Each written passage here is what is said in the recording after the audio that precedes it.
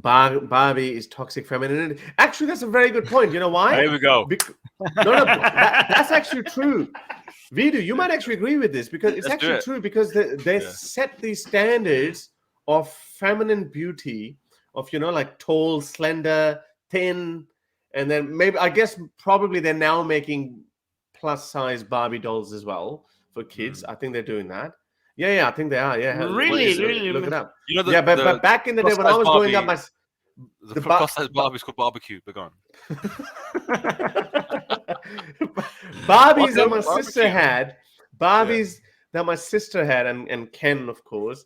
They were like the traditional stereotype, like thin, slender Barbie, and then Ken is like that, he's got a butch, big six-pack, and butch, right. and I don't see what's wrong with that person speaking. I really don't. I don't care. Oh, there you go. Barbecue. That is. They still got blonde. They're still racist. Well, they even put a double chin on it. That's triple chin or whatever. Sorry. You know what? I'm gonna be very toxic here and say I don't like that. Which the thin one? The fat one. Can we stop pretending like this is unhealthy? Actually, this is unhealthy. No. Yeah. Okay. Let's not be overcritical. It's not about just that. Okay, it's good to inspire. Like, I mean, for example, when I looked at Arnold Schwarzenegger, when I looked at Sylvester Stallone, I was like, okay, when I grow up, I'm gonna work out. Yes, I didn't turn out like them, but I did want to work out. Like, I could have also been fat, and lazy. Again, this is so we need to have certain role models to look up to, and we go, okay, we're gonna do. But some people. Like, I mean, this Barbie standard, that's also very unrealistic. So this actually puts a lot of pressure on girls to, like have their hair done up all the time, eyebrows and eyelashes and all that. So there should be somewhere in the middle, like, I mean, this... The middle. I think this is unhealthy. I think they're both unhealthy. Yeah, they're both unhealthy. That's my point. Yeah, that was my point. But this is more the skinny unhealthy. one is more healthy than the fat one. Definitely. Skinny one, I have a slight. That's it. I might have a slight problem with this, but I have a bigger problem with this. Massive. No pun intended. Massive. Of course. What? Huge problem. Huge problem. No, okay, guys, you know what? Okay. Gigantic problem. We can't tell kids that this is okay. No, this is not okay. This is like I'm not judging. Listen, I want to make it clear. I'm not saying that if your body is like this, you're a bad person or unworthy of love or blah blah. I'm not saying any of those things. I'm simply saying if you are overweight, that she should eat less burgers. See, that's Harris. Okay? You're saying that. I didn't say. I said barbecue. Barbecue's healthier. Anyway, all I'm saying is that you shouldn't think that because I'm like this, therefore it's okay. Not okay. Therefore, I don't need to tend to my body, right? Therefore, I don't need to improve my health, right? Forget about external looks. Eat better. Yeah, forget about your six pack. You don't need a six pack to be healthy, by the way. No. Men or women, okay? You don't need that. In fact, they were saying that 10-15% body fat is good, right? That's healthy. To have like below 10 is like super rip, but actually that's not sustainable unless without steroids, okay? Yeah. So you don't need to look, like that Barbie doll on the right. But I suppose that Barbie on the right is more aspirational.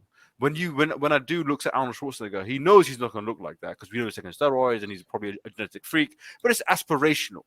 Even if you're 1% closer to that body, it's okay. It's better rather than going 1% the other way. So it's okay to have it as an aspirational thing, rather than if then go the other way and think, well, I don't give a crap about anything. It's okay if my body, my belly flops out and hits the floor. I think they're taking it too far. But you reckon, Armin? Do you reckon that this is, like we often talk about overcorrection here? Yeah, obviously, it's wrong to shame someone. It's wrong to that goes without saying. But I know I'm just saying it so people don't misunderstand us. That you shouldn't make fun of people who have health issues or even image issues or whatever. We should never do that. We should never encourage it. But in an effort to make that point, we go overboard by saying, hey, you know what? It's okay for you to be unhealthy. I think, don't you think, Armin, this is where the overcorrection goes? Exactly. I think you shouldn't shame people, but you should also give them the correct information so that they could make the choices. If somebody chooses to be, fat, that's fine, but you should tell them that this is a health hazard. This is a health hazard. No shaming. These are I don't, for example, with cigarettes, like somebody who's a smoker, you shouldn't shame them, but you shouldn't also promote it as if it's okay. You shouldn't shame a smoker, but you should also tell them like, okay, you should also put the information that this is hazardous to your health. But here's a better, like, I don't like this one, but I think this is better. Look, I think going from this to this, that's good. That's an improvement because this is realistic. Okay, that's realistic, when you show this to girls, if they have a body like this, they think there's something wrong with them. Yeah, that's okay. fine. This is good. This is a much better improvement from here to here. Okay, but this one is not an improvement. This is actually making it worse. So hang on. So what about this article, Armin, that you're reading? Is that encouraging it? It's obviously from ABC News. Plus size Barbie sparks online debate over body image. Well, there you go. This is our online debate. So it's been going on since 2013. Pretty much. That's when this wokeism basically, was taking off. Mm-hmm. Yeah. Anyway, so I don't know how. I also think like we should have more. I mean, we do have now, but like I'm really glad that we have black Barbies now. Oh yeah, black and white and all that kind of. That's been around. Of course. That's been around for ages. That should always have been there. Are there any Pakistani Barbies or do they wear burqas? Samira Khan.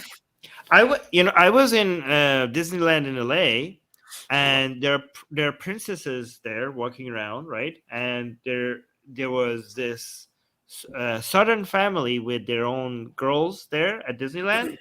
And these princesses walked towards their table to treat them, okay? And there were 2 white princesses, and there was a black princess, right? Which movie is the black princess from? The one with the frog? The frog, I can't remember her name.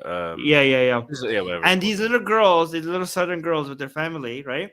They all go towards the 2 white girls, and the black girl, like they're all surrounding them, and the black girl has like nobody is around her. And the family is actually feeling a little bit of shame, and they're like telling their girls like, "Oh, come here," and the girls are like looking at it like, "Nah," and they're like, I was feeling so, and I could see the black princess just sitting there, just like, yeah, and I was feeling so bad for her. Like they walked towards her to treat these girls and the little children. I'm like, you know what? The woke people are right. We need more black princesses. Like this is we need to fix this. we need more representation in media. Some of these points, like this is why, like I know wokeism does go overboard, but I see everything that they say. It actually comes from a good position, and I know it's overcorrection. It comes from good position. We should not be making fun of fat people.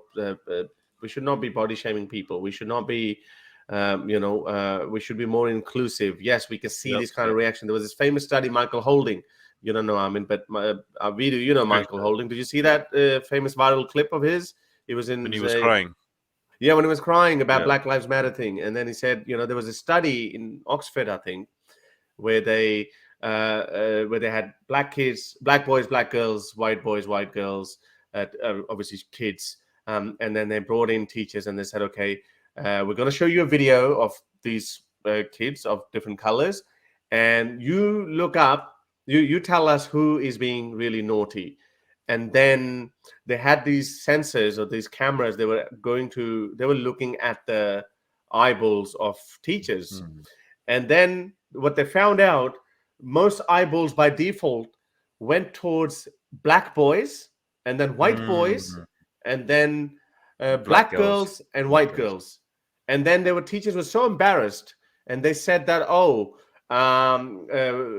we can't let this out. But then one of the teachers said, no, we need to let this out because I think the world needs to know that we have these biases towards black color, towards black kids or black skin color. So and I think that's important. And if a black kid grows up in that kind of environment, of course we can't expect him to behave like a white boy who had a very easy life where everyone's like, oh, look at the Jimmy, he's so cute. And you look at the black kid as though he's guilty before even he's done anything.